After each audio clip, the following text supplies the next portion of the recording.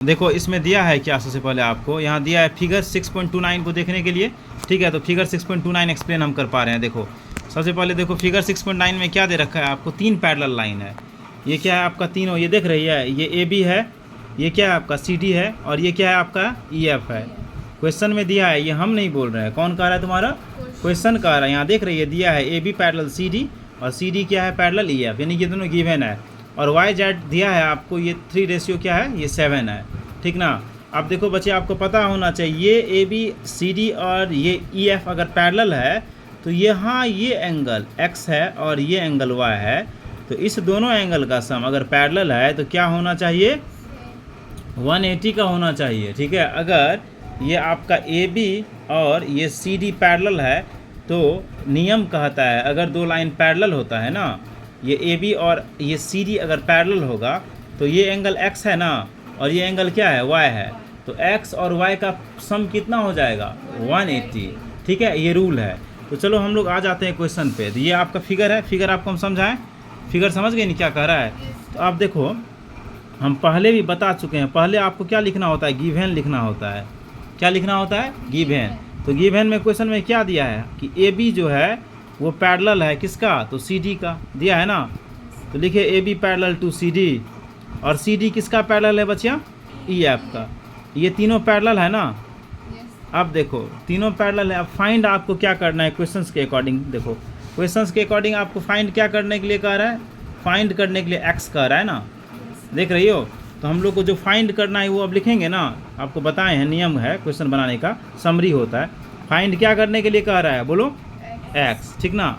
अब बच्चे आ जाओ क्वेश्चन पे ही। सबसे पहले आपको और एक चीज़ दिया है गिवन में कि x और रेशियो y का दिया है।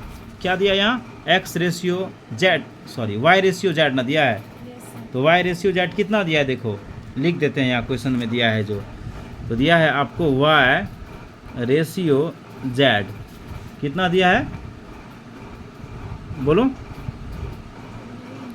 नहीं दिख रहा है ना, 3:7 दिया है। कितना दिया है, 3:7 दिया है। यहाँ तक समझिए। आपको फिर से बता रहे हैं, फिगर दिखा दिए, गिवन जो है वो बता रहे हैं। गिवन में दिया है y और z का रेशियो कितना है, 3:7। इसका मतलब एंगल y को मान लेंगे क्या, 3x, क्या मानेंगे, 3x दिख रहा है ना, और z को क्या मान लेंगे, 7x मान लेंगे। यहाँ तक समझिए।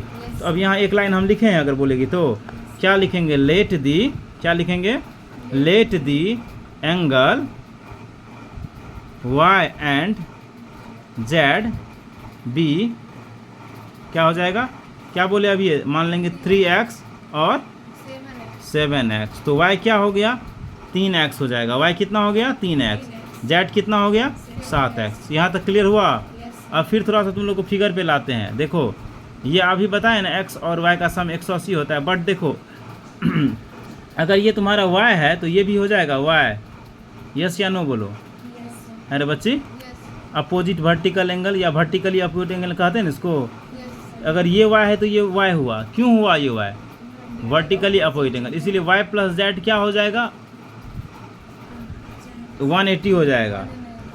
y प्लस जेड कितना हो जाएगा, 180। क्यों हो जाएगा, तो रीजन देगी। रीजन में आपका ये हो जाएगा कि सी डी जो है वो पैरेलल है ई एफ का। मेरा बात को समझ पा रही है, इसीलिए हो जाएगा। समझी क्यों हो जाएगा। तो अभी y बताए हैं ना कितना है, तो y देखो तुम ही मानी है कि y कितने है, 3x है, और ये z कितने है, 7x है ना। तो देखो y लिखे यहाँ 3x, अरे, और z कितना है, 7x, बराबर कितना हो गया, तो 3x और 7x हो जाएगा 10x, बराबर ये 180 हो जाएगा। अब देखो x इज इक्वल टू क्या हो जाएगा, 180 बाय 10, तो ये 18 आ गया। देखो ई 18 डिग्री x का वैल्यू नहीं है, ई वाला x नहीं है, यहाँ मान लिए थे x। हम लोग को ये x निकालना है ना, अभी ये x, अभी ये x नहीं फाइंड किए हैं, ठीक है। अब देखो बच्चिया y और z निकाल लेते हैं। अगर y निकाल लेगी तो ऑटोमेटिक तुम्हारा ये x निकल जाएगा। तो y निकाल लेते हैं। तो देखो y क्या मानी थी, तुम ही बताओ फटाफट, 3x मानी थी। तो 3x मतलब 3 गुना क्या हो जाएगा, ये तुम्हारा 18, क्योंकि x का वैल्यू 18 आया, तो 18 तो 54 हो गया।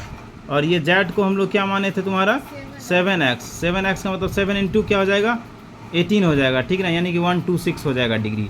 अब फिगर पे आ जाओ, एक बार में बता देते हैं। तीनों लाइन पैरेलल है, इसीलिए ये एक्स बराबर ये क्या हो जाएगा, जेड।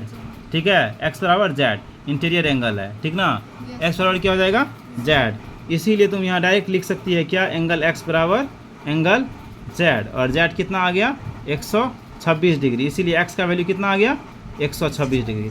एक ये मेथड हुआ, और एक मेथड से तुम फाइंड कर सकती है। कौन सा वो मेथड है बताते हैं। जैसे यहाँ देखो तुमको वाई बता दिए है ना, वाई कितना आया था जल्दी से बोलो। वाई जो आया था तुम्हारा, यहाँ देखो ये एक्स निकाले हैं, यहाँ देखो 54। हाँ वेरी गुड, ठीक है, यही ना माने थे वाई प्लस जेड। तो वाई तुम्हारा कितना आया 54, वाई आया है ना 54 तुम्हारा। तो ये देखो वाई 54 आया है, तो यहाँ वाई अगर तुम रख देगी 54, रख दी ना वाई 54 यहाँ पे, तो बोले हैं इसका और इसका सम कितने होगा 180। तो x प्लस वाई 180 हो जाएगा, जिसमें y तुमको पता है ना कितना है 54। तो y का वैल्यू 54 हो गया, तो x नहीं हो जाएगा 180 माइनस 54।